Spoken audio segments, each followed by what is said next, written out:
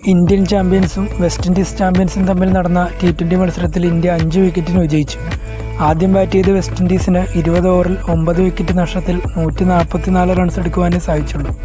43 ബോളുകളിൽ 8 സിക്സുകളും 3 ഫോറുകളും സഹിതം 74 റൺസ് എടുത്ത പൊള്ളാർഡാണ് west ഇൻഡീസിനെ 144 റൺസിലെത്തിച്ചത്. Indian താരം പീയൂഷ് ചൗള 4 ഓവറിൽ 18 റൺസ് മാത്രം അടങ്ങി 3 വിക്കറ്റുകൾ എടുത്തു.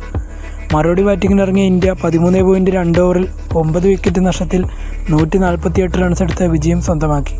ഇന്ത്യക്കായി സ്റ്റുവർട്ട് ബിന്നി അർദ്ധ സെഞ്ചുറി നേടുകയും ശിഖർ ധവാൻ 18 ബോളിൽ നിന്നും 25 റൺസും യുവരാജ് സിംഗ് 11 ബോളിൽ നിന്നും 21 റൺസും യൂസഫ് പത്താൻ 7 ബോളിൽ നിന്നും 21 റൺസും എടുത്തു.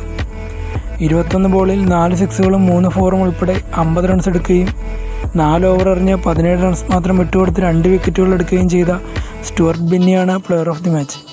ജയത്തോടെ ഇന്ത്യ വേൾഡ് ചാമ്പ്യൻഷിപ്പ് ഓഫ് ലെജൻഡ്സിൻ്റെ സെമി ഫൈനലിലേക്ക് എത്തിയെങ്കിലും എതിരാളികൾ പാകിസ്ഥാനായതുകൊണ്ട് ഏപ്രിലിൽ നടന്ന പഹൽഗാം ഭീകരാക്രമണത്തിൽ പ്രതിഷേധിച്ച് ഇന്ത്യൻ താരങ്ങൾ മത്സരത്തിൽ നിന്നും പിന്മാറി.